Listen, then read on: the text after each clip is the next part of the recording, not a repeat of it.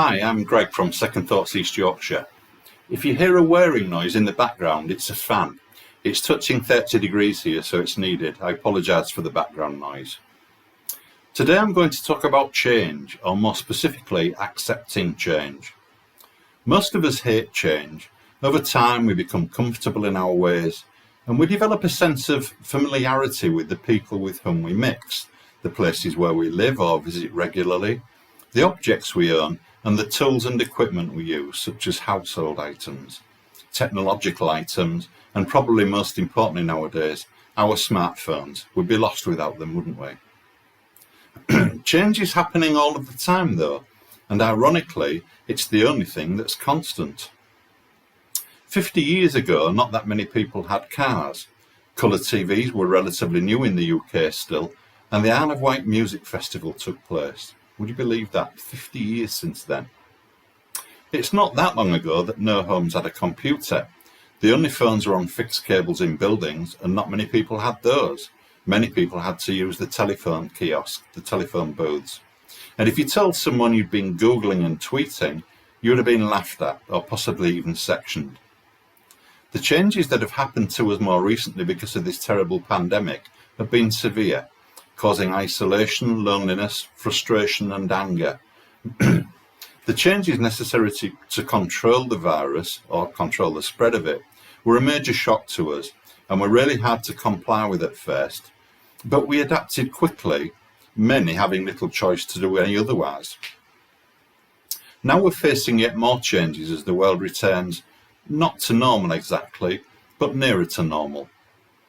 Some people are ignoring any risk, as we see on the news with some beaches. Others are measuring risk and looking after themselves, which I would argue is the right way to be. Never feel guilty about self-care.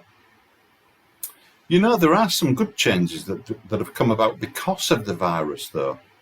People have been volunteering to help others, pollution levels have dropped to a low not seen for decades, and new friendships have been formed, albeit at distance for many of us.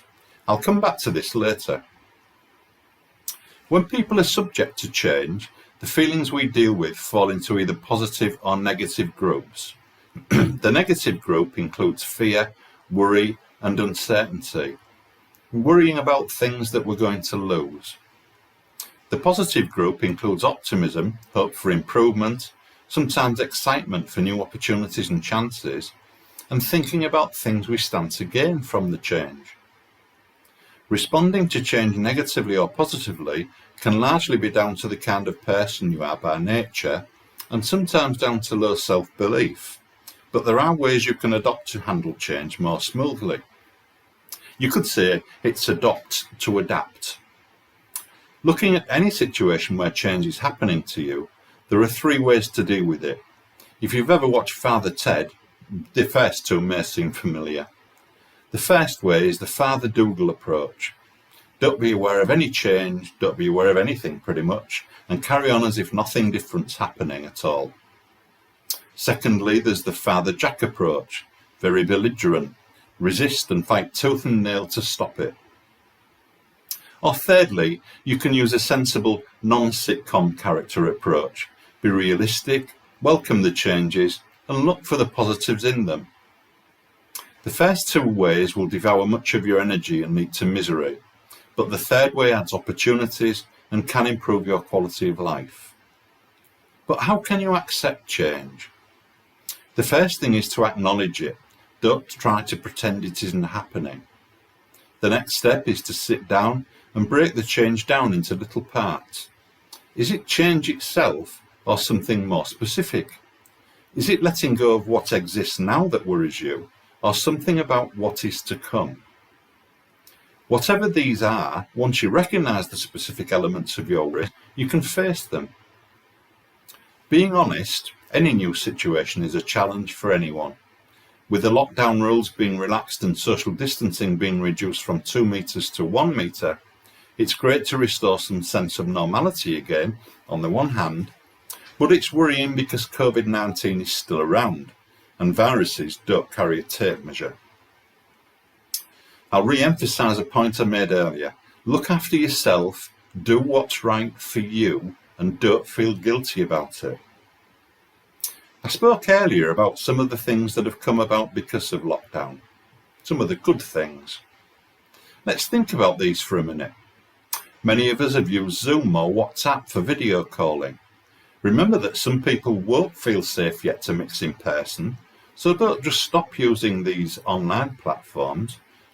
Why not incorporate both ways of life if you are going outside again? Mix the old methods with the new. Still use Zoom or WhatsApp. Other media platforms are available, by the way. Otherwise, people who aren't venturing out will feel left behind and very lonely. Plus, these online methods still allow people from a few homes to spend time together, albeit on a virtual basis. Some of us who have no mobility problems have taken up cycling or walking, and some people are really benefiting from that. So why not carry on with that if you've been doing that? Think about it as a bonus because you're reducing pollution levels and you're going to save money too, rather than motoring, driving everywhere. C.S. Lewis said, "It may be hard for an egg to turn into a bird, but it would be a lot harder for it to learn to fly while remaining an egg."